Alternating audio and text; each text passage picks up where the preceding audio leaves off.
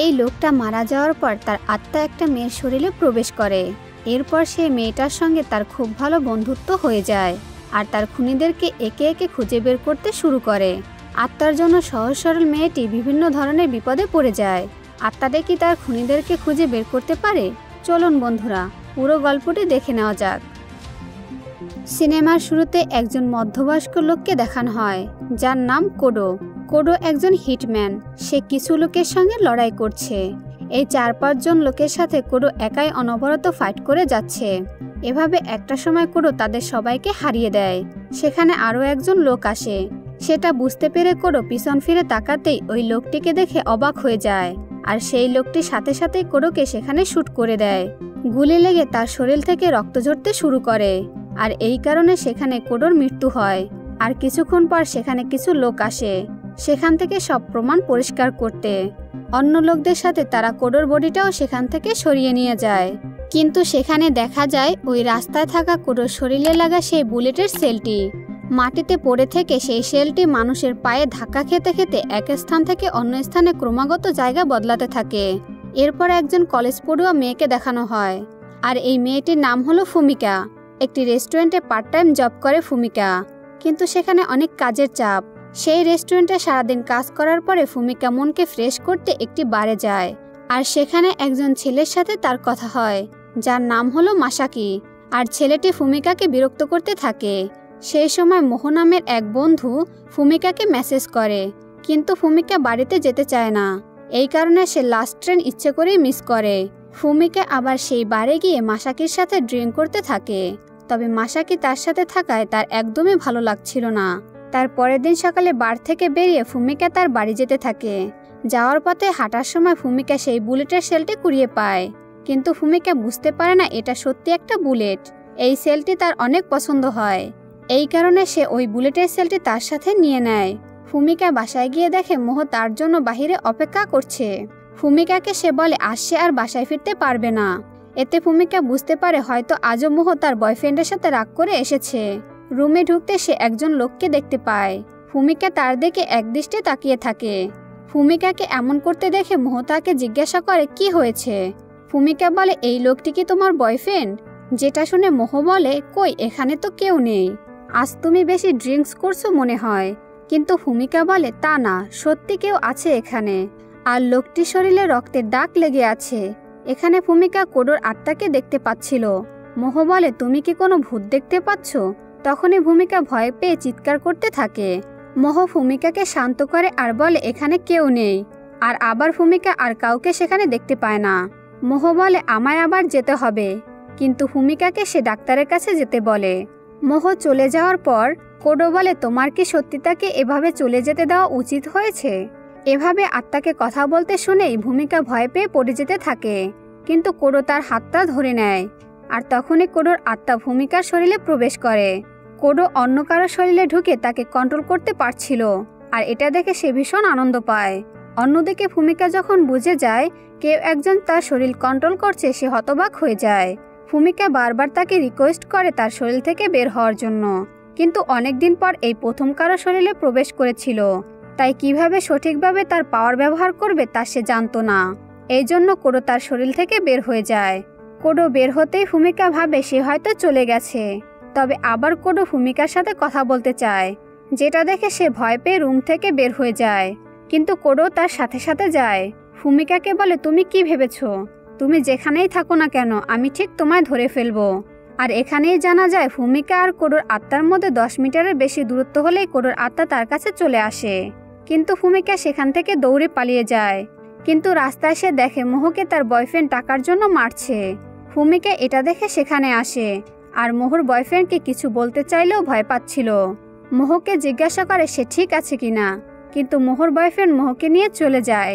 সেখানে কোডো আসে আর বলে তুমি কি তোমার বন্ধুকে সাহায্য করতে চাও আর ওই ছেলেটাকে শাস্তি দিতে চাও? তাহলে আমি তোমাকে সাহায্য করব। তোমার পাওয়ার লাগলে আমার হাতটা ধরো। এর কারণ ভূমিকা কোডোর হাত ধরলে সে ভূমিকার শরীরে প্রবেশ করে। আগেরবার ভূমিকা পড়ে যাওয়ার সময় কোডো তার হাত ধরায় সে বুঝতে পেরে গিয়েছিল, কিন্তু সে কোডোকে বলে আমি তোমায় চিনি না, আর আমার কোনো আত্মার সাহায্য লাগবে না। অন্যদিকে মোহকে তার বয়ফ্রেন্ড বাজেভাবে হ্যারাস করছে, সেটা ভূমিকা দেখতে পায়। এটা দেখে ভূমিকা কোডোর সাহায্য নিতে রাজি হয়। ভূমিকা তার হাত ধরতে তার শরীরে হিটম্যান কোডের আত্মা প্রবেশ করে। এরপর ভূমিকা মোহকে সাহায্য করতে সেখানে আসে। মোহর বয়ফ্রেন্ডকে একটা পাঞ্চ মারে। একজন হিটম্যান হওয়া কোডো খুব ভালোভাবেই ছেলেটির সাথে ফাইট করে, যা দেখে মোহ উৎসাহিত হয়ে বলে, তুমি কবে ফাইট শিখলে?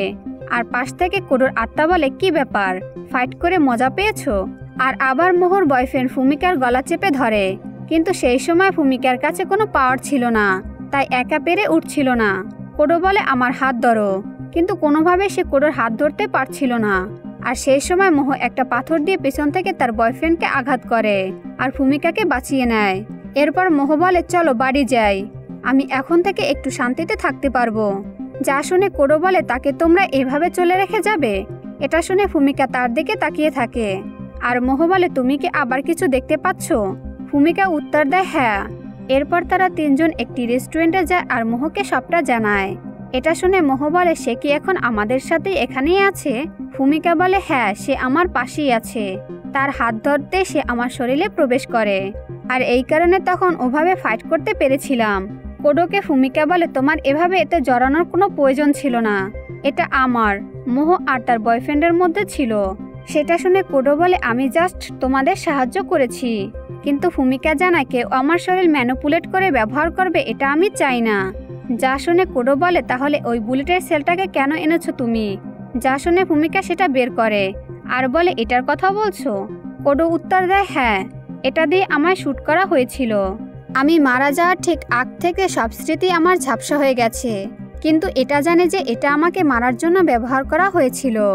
আর এই সেলের ভিতরে আমার সব খবর জমা হয়ে আছে, সেই কারণে তুমি ওই বুলেটের সেলটা তুলে নেওয়ার সাথে সাথে আমি সামনে চলে এসেছি, আর এই জন্য তুমি আমাকে দেখতে পাচ্ছ। কোডো আরও বলে, আমি একজন হিটম্যান ছিলাম আর একটি প্রতিষ্ঠানের হয়ে কাজ করতাম, কিন্তু সেখানকার কেউ আমায় শ্যুট করেছে। তোমায় তাকে মারতে হবে যে আমায় গুলি করেছে, আর এটাই আমার আত্মাকে শান্তি দিতে পারবে। আমায় যে মেরেছিল তাকে আগে খুঁজে বের করতে হবে, আর আমার আত্মাকে মুক্তি দিতে তুমি সাহায্য করো। যা শুনে ভূমিকা বলে, না, এটা সম্ভব নয়। ভূমিকা মোহকে বিদায় দেয় আর বলে, কোনো অসুবিধা হলে সে যেন তাকে জানায়, আর তার বয়ফ্রেন্ড যদি আবার এমন কিছু করে তাহলে পুলিশের সাহায্য নিতে যেন সে পিছপা না হয়।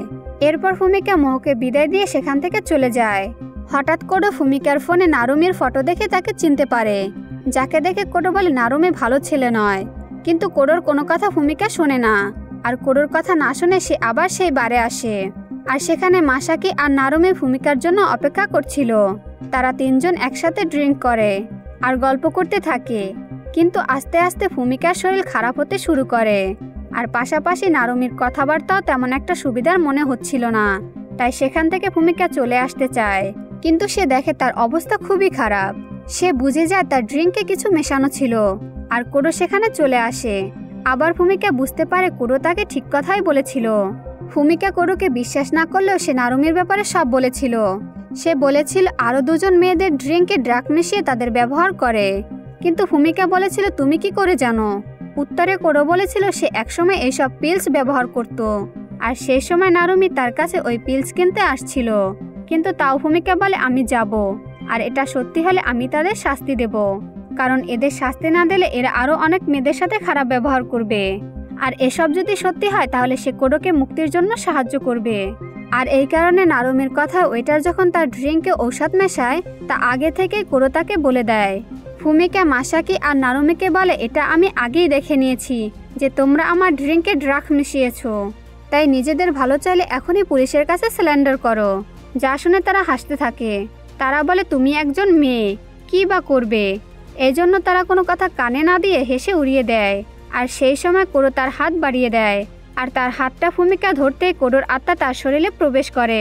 ভূমিকা মাসাকিকে অনেক মারতে শুরু করে, যা দেখে নারুমি পালাতে গেলেও তাকে ধরে মারতে থাকে। তখন সেই বারে থাকা বারটেন্ডার তার উপরে অ্যাটাক করে, কারণ এরা সবাই নারুমির লোক ছিল। কিন্তু তাও ভূমিকা সব কয়টাকে এক এক করে বেধড়ক মারতে শুরু করে, এক একজনকে পুরো আহত করে ছাড়ে। মারপিট শেষ হলে কোডোর আত্মা ভূমিকার শরীর থেকে বের হয়ে যায়, আর ভূমিকা দেখে যে সে সবাইকে আহত করে ফেলেছে। এটা দেখে সে কাঁদতে থাকে আর ভাবে সে কি করে এতটা ভয়ঙ্করভাবে মেরেছে তাদের। পুলিশ যদি জানে তাহলে তাকে তো ধরে নিয়ে যাবে, এটা হলে তার পুরো কলেজ লাইফ শেষ হয়ে যাবে। ভূমিকাকে কোডো বোঝাতে থাকে এতে তার কোনো দোষ নেই, ফাইট করতে গেলে এত কিছু মাথায় থাকে না। কোডো তাকে বলে তার কর্মক্ষেত্রে একজন হিটম্যান আছে, তার নাম হলো কাগিহারা। তাকে কল করে আমার কথা বললে সে তোমায় সাহায্য করবে। এটা শুনে ফুমিকা তাকে কল করে, আর কাগিহারা সেখানে আসে আর কোডোর কথা জিজ্ঞাসা করে। তখন ফুমিকা তাকে জানায় আমার কথা হয়তো তোমার বিশ্বাস হবে না, তবে কোডো মারা গেছে আর তার আত্মা আমার আশেপাশে সবসময় থাকছে। যা শুনে সে রেগে যায় আর মনে করে ফুমিকা হয়তো মজা নিচ্ছে। এই কারণে সে ফুমিকাকে অ্যাটাক করতে আসে। আর সেই সময় আবার কোডো ফুমিকার শরীরে ঢুকে পড়ে আর ফাইট করে। তার ফাইট স্কিল দেখে কাগিহারা বুঝে যায় যে সে মিথ্যা বলছে না। এই স্টাইলে ফাইট শুধু কোডোই করতে পারে, আর এই জন্য কাগিহারা তাকে সাহায্য করে। ফুমিকা কাগিহারাকে বলে আমি কোডোর আত্মাকে মুক্তি দিতে পারবো না যতক্ষণ না তার মৃত্যুর কারণ জানতে পারছি। তার মৃত্যুর ব্যাপারে কি তুমি কিছু জানো? কাগিহারা উত্তরে বলে আমাদের ওনার চেঞ্জ হয়েছে, আর এই কারণে আমি তেমন কিছু জানি না। তবে কোডো তোমায় ওনারের কথা কিছু বলেনি? এটা শুনে ফুমিকা তার কথা জানতে চায় কে এই ওনার। কাগিহারা বলে আমরা শুধু তার পোষা কুকুর, আর আমাদের সাধারণ জীবনযাপনের কোনো অধিকার নেই। ওনার আমাদেরকে নিয়ে যায় আর কিলার বানায়। আমরা হলাম হিটম্যান, আর আমাদের কাজ হলো মানুষ মারা। কিন্তু ওনার অসুস্থ হয়ে মারা যায়। তারপর থেকে তার ছেলে শিগো সবকিছু দেখে, আর সেই রুলসের বিরুদ্ধে ছিল কোডো, আর সে এই প্রতিষ্ঠান ছেড়ে দেয়। কাগিহারা সেই বারের সবাইকে এক জায়গায় নিয়ে আসে। তারা বলে আমাদের ছেড়ে দাও, আমরা কাউকে কিছু জানাবো না, আমাদেরকে দয়া করে ছেড়ে দাও। কিন্তু কাগিহারা তাদের শাস্তি দেওয়ার জন্য আরো বড় প্ল্যান করছে। এসব দেখে ফুমিকা বলে ওরা অনেক শাস্তি পেয়েছে, এখন ওদের ছেড়ে দাও। কিন্তু কাগিহারা বলে তাদের এখনো কিছু শাস্তি বাকি আছে, আবারও তাদের শাস্তি দিতে হবে। এরপর কাগিহারা রাতে ফুমিকাকে বাড়ি পৌঁছে দিতে আসে, আর তার কাছে জিজ্ঞাসা করে সত্যি কি কোডোর আত্মাকে সে দেখতে পায়, যার উত্তরে বলে দুর্ভাগ্যবশত আমি শুধু তাকে দেখতে পাচ্ছি। ফুমিকা আজ অনেক ক্লান্ত হয়ে পড়ে আর কোডোকে সবকিছুর জন্য ধন্যবাদ জানায়। কিন্তু কোডো বলে আমি শুধু আমার আত্মার মুক্তির জন্য এসব করছি। যতদিন বেঁচে ছিলাম ততদিন আমি শুধু মানুষই খুন করেছি, আর এই জন্য এখন ভালো কিছু করতে চাই। যা শুনে ফুমিকা বলে তুমি আগে কেমন ছিলে তা আমি জানি না, আর কত মানুষকেই বা খুন করেছে তাও জানি না, কিন্তু তুমি এখন একজন হিরো। সে এখন মানুষকে বাঁচাতে সাহায্য করে। কোডোর কাছে ফুমিকা একটি প্রমিস চায়, কোডো যেন আর কাউকে না খুন করে, আর কোডো তাকে প্রমিস করে। অন্যদিকে ওনারের ছেলে শিগো তার লোকদেরকে অনেক মারধর করে, আর তাদের জিজ্ঞাসা করে তারা কি সত্যি কোডোকে হত্যা করেছে। সেই লোকগুলো বলে তারা কোডোকে টুকরো টুকরো করেছে, আর কোডো সত্যিই মারা গেছে। তবু সে বিশ্বাস করতে পারছিল না। সেখানে কাগিহারা আসে আর জানায় তাদের কথা সত্যি, সত্যি কোডো মারা গেছে, কিন্তু একটি মেয়ে তার আত্মাকে দেখতে পাচ্ছে। যা শুনে সবাই হেসে ওঠে। তখন শিগো বলে তোমরা যে আমায় পছন্দ করো না সেটা আমি জানি, আর বিশ্বাসও করো না, কিন্তু এজন্য আমাকে আজব গল্প শোনাবে? কোডোকে তুমি বাঁচাতে চাইছো ঠিক কি না? এখনও কোডো বেঁচে আছে। সেই সময় ওই জায়গায় আরেক প্রতিষ্ঠানের একজন ওনার আসে, আর তার কাছে গ্যাংয়ের লোকজনকে মারার কারণ জানতে চায়। কাৎসুরা নামের এক লোক তাদের পাশের রুমে নিয়ে যায় কথা বলার জন্য। শিগোর খুব বিশ্বস্ত লোক ছিল এই কাৎসুরা, আর ফাইটে সে সেরা বললেই চলে। সকলকে সে একাই ওই রুমে মেরে ফেলে। কাগিহারার কাছে শিগো ওই মেয়েটি কোথায় থাকে সেটা জানতে চায়, আর সেও শিগুকে ফুমিকার অ্যাড্রেস দিয়ে দেয়। সেই রাতে ফুমিকার বাড়িতে কাগিহারা 4 জন হিটম্যান নিয়ে আসে, আর এটা কোডো বুঝে যায়। কোডো ফুমিকাকে জাগায় আর বলে কিছু লোক আসছে, এরা সেই গুন্ডার লোক, তোমাকে তারা খুঁজে ফেলেছে। ফুমিকা বলে আমার অ্যাড্রেস তো কাগিহারা ছাড়া আর কেউ জানতো না, এর মানে সে আমাদেরকে ধোকা দিয়েছে। তখন তাদের আসার শব্দ শুনতে পায়। আবার কোডো তার হাত ধরতে বলে ফুমিকাকে। এখন কোডো তার শরীরে ঢুকে সবগুলোকে এক এক করে মারতে শুরু করে, আর কাৎসুরা তখন রুমে ঢুকে দেখে মেয়েটি সবাইকে মেরে সেখান থেকে পালিয়েছে। ফুমিকা কোডোর উপর রেগে যায় আর বলে তোমার জন্য এমনটা হয়েছে। ফুমিকার রুমটাও নষ্ট হয়ে যায়, আর সেই সময় ওখানে কাগিহারা আসে, বলে তোমার অ্যাড্রেস আমি তাদেরকে দিয়েছি, কারণ সব জায়গায় তারা কোডোকে খুঁজছিল, আর তাদের টার্গেট লিস্টে এখন তুমি আছো। সে ফুমিকাকে তার সাথে আসতে বলে। তবে এই ঘটনা নিয়ে প্রচুর বিরক্ত হয়ে যায় ফুমিকা, আর ফুমিকা তাকে গালি দিতে শুরু করে আর বলে সে যাবে না। এটা শুনে কাগিহারা রেগে যায় আর তার গান বের করে তার দিকে পয়েন্ট করে। আবারও কোডোর আত্মা ফুমিকার ভিতর প্রবেশ করে। আবার দুজনের মধ্যে প্রচুর ফাইট চলতে থাকে। এভাবে অনেকক্ষণ লড়াই করতে থাকে। লড়াইয়ের এক পর্যায়ে কাগিহারা কোডোর কাছে হেরে যায়, আর তার দিকে কোডো গান পয়েন্ট করে। আর তখন হঠাৎ ওই রাতের ঘটনা মনে পড়ে যায়। কাগিহারা বলে আমি ওই দিন রাতে তোমায় মেরেছিলাম, কারণ শিগো তার বাবা মারা যাওয়ার সেই পজিশন দখল করে, আর ওনারের সকল মেথডের ওপর প্রতিবাদ শুরু করে। তোমার কাজ ছেড়ে দেওয়া তোমার উপর শীঘ্র সন্দেহ হয়, এজন্য সে তোমাকে থ্রেট হিসেবে মনে করে। এই কারণে তোমাকে খুন করার অর্ডার সে আমাকে দেয়। আমি শীঘ্র কথা মতোই তোমাকে মেরে দেই। আর এখানে সেই রাতে কাগিহারার বলা সেই কথা মনে পড়ে। আমরা তাদের পোষা কুকুর, তাদের অর্ডার অনুযায়ী আমাদের কাজ করতেই হয়। আর কোডো ভালো করে জানে যদি শিগো তার কথা না মানে তাহলে তারা কাগিহারাকে মেরে দেবে। এই কারণে সেই রাতে কোডো কাগিহারাকে শ্যুট করতে বলে, সাথে এটাও বলে তুমি না মারলে কেউ না কেউ আমাকে ঠিকই মারতে আসবে। এখন আমি টাকার জন্য মানুষ মারতে মারতে হাঁপিয়ে উঠেছি। আমি আর শিগোর পোষা কুকুর হয়ে বাঁচতে চাই না। আর হেল্পলেস হয়ে সেদিন কাগিহারা কোডোকে শ্যুট করে। এসব মনে করে কাগিহারা ওইখানে বসে কান্না করতে থাকে। কাগিহারাকে স্পর্শ করতে না পারায় কোডো চাইলেও তাকে সান্ত্বনা দিতে পারে না। ওইদিকে শিগো অনেক রেগে যায়, কারণ কেউ ফুমিকাকে মারতে পারেনি। আর কাৎসুরা এত ভালো ফাইটম্যান হয়ে ফুমিকার কিছু করতে পারেনি। শিগো আরও সিকিউরিটি বাড়াতে বলে। অন্যদিকে কাগিহারাকে ফুমিকা বলে ওই প্রতিষ্ঠান যদি শেষ করা যায় তাহলে অনেক মানুষের জীবন বেঁচে যাবে। এটা শুনে কাগিহারা বলে হ্যাঁ এটা সত্যি, কিন্তু ওই জায়গায় হাই সিকিউরিটি আছে আর ওখানে শিগোর হয়ে অনেক পাওয়ারফুল লোক কাজ করে, তাদের এত সহজে শেষ করা যাবে না। কিন্তু ফুমিকা বলে আমি অনেক মানুষের জন্য বাঁচতে চাই, আর এতে কোডোর প্রতিশোধ হবে, আর তার আত্মাকে মুক্তি দিতে চাই। যা শুনে কাগিহারা বলে তা সম্ভব নয়। কোডো যদি ফাইট করে তাও এত লোকের সঙ্গে সে একা পারবে না। ফুমিকা বলে আমারও রিভেঞ্জ এটা, কারণ তার জন্য আমার স্বাদের অ্যাপয়েন্টমেন্ট আমি হারিয়েছি। এরপর কাগিহারাও ফুমিকা আর কোডোকে সাহায্য করতে রাজি হয়ে যায়। এরপর সে ফুমিকাকে নিয়ে তার ওয়ার্ক প্লেসে চলে আসে আর প্রোটেকশনের জন্য তাকে একটি ছুরি দেয়। যাওয়ার আগে কোডো বলে আমি এত কিছুর জন্য দুঃখিত, আমি কোনোদিন কারোর সাথে এতটা কাইন্ড ছিলাম না। কিন্তু কোডো ফুমিকাকে প্রমিস করে বলে যাই হোক না কেন আমি তোমার কিছু হতে দেব না। আর এটা শুনে ফুমিকা অনেক খুশি হয়। ফুমিকা কাগিহারাকে ফলো করে এগোতে থাকে আর কোডো এগিয়ে চলে একই সাথে। ফুমিকাকে কোডো সব ইন্ট্রাকশন দিয়ে দেয় আর একটি রুমে নিয়ে যায়, আর সেখান থেকে তার পছন্দের গান আর কিছু বুলেট ফুমিকাকে নিতে বলে। এরপর ফুমিকার শরীরে কোডোর আত্মা প্রবেশ করে। আবার কাগিহারা আর কোডো একসাথে শ্যুট করতে সামনের দিকে এগোতে থাকে। সেখানে থাকা সবার সাথে দুজন ফাইট করতে থাকে। ফুমিকার সাথে ফাইট করতে কাৎসুরা আসে। সেই সময় তার গানের বুলেটও শেষ হয়ে গিয়েছিল, তাই অন্য রুমে গিয়ে লুকিয়ে পড়ে। তখন কাগিহারা দেওয়া সেই ছুরিটা ফুমিকা বের করে। ফুমিকাকে কোডো বলে এখানে কাৎসুরা আসলে আবার তার শরীরে প্রবেশ করবে। তখনই কাৎসুরা সেখানে এসে পড়ে। তখন ফুমিকাকে কোডো বলতে থাকে তাকে কি করতে হবে, আর সেই অনুযায়ী ফুমিকা লুকাতে থাকে। আর সুযোগ দেখে কোডোর হাতটা ধরে ফেলে, আর সে আবারও ফুমিকার শরীরে ঢুকে পড়ে। আবার কাৎসুরার সাথে তার ফাইট শুরু হয়।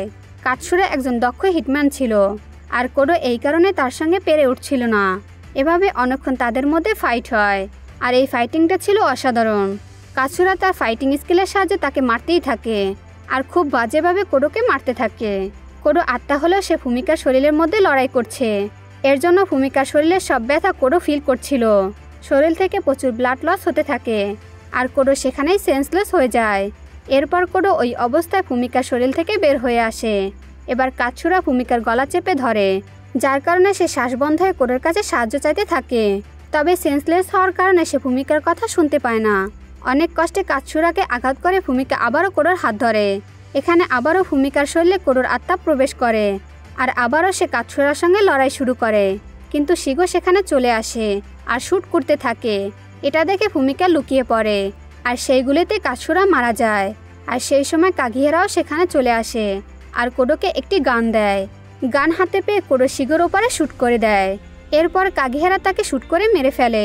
তখন ফুমিকা বলে সবাই শেষ, এখন আমি আর তোমাদের সাথে নেই, এখন আমি বাড়ি চলে যেতে চাই। এটা বলে ফুমিকা হাঁটতে থাকে। এটা দেখে কোডোর চোখে জল এসে যায়। ফুমিকার শরীর অনেক অসুস্থ হয়ে পড়েছে। ফুমিকা পিছন ফিরে তাকায়, কিন্তু চারপাশে কোথাও সে কোডোকে দেখতে পায় না। ফুমিকা তাকে খুঁজতে থাকে, কিন্তু কোথাও সে কোডোকে দেখতে পায় না। এর মানে কোডোর আত্মা মুক্তি পেয়েছে। এই কারণে কোডোকে সে আর দেখতে পাচ্ছে না। কাগিহারা বলে আমি আজই এই প্রতিষ্ঠান শেষ করে দেব, এটা না করলে তোমায় মেরে ফেলবে। এর মানে এটা এখনো শেষ হয়নি, আমার সাথে তোমার এটাই শেষ দেখা। এবার তুমি তোমার নর্মাল লাইফে ফিরে যাও। তোমার অ্যাপার্টমেন্ট ঠিক করার জন্য কিছু টাকা আমি ট্রান্সফার করে দেব, আর সেটা হবে তোমার সাথে আমার শেষ কন্টাক্ট। কাগিহারাকে ফুমিকা ধন্যবাদ জানায়। এরপর কিছুদিন কেটে যায়, আর আবারও ফুমিকা তার নর্মাল লাইফে ফিরে আসে। ফুমিকা একদিন ফেরার পথে আবারও সেই এক রকমের একটি শেল দেখতে পায়। ওই শেলটা সে হাতে তুলে নেয় আর হাসে, কারণ এবার ফুমিকা যেটা পেয়েছে সেটা কোনো বুলেটের সেল নয়, এটা একটি লিপস্টিকের সেল। আর এটা দেখে তার কুটোর কথা মনে পড়ে যায়। সেই সময় মোহ তাকে ডাক দেয়, আর মোহকে দেখে ভূমিকা অনেক খুশি হয়। তার কারণ ভূমিকা আর মোহ শেষমেশ একই সাথে একই অ্যাপার্টমেন্টে শিফট হয়েছে। আর ভূমিকা বলে এটা আমাদের অনেক আগেই করা উচিত ছিল। আর এখানেই মুভিটি শেষ হয়ে যায়। তো বন্ধুরা, কেমন লাগলো আজকের গল্পটি অবশ্যই কমেন্ট করে জানাবেন। যদি ভিডিওটি ভালো লেগে থাকে অবশ্যই চ্যানেলটি সাবস্ক্রাইব করবেন।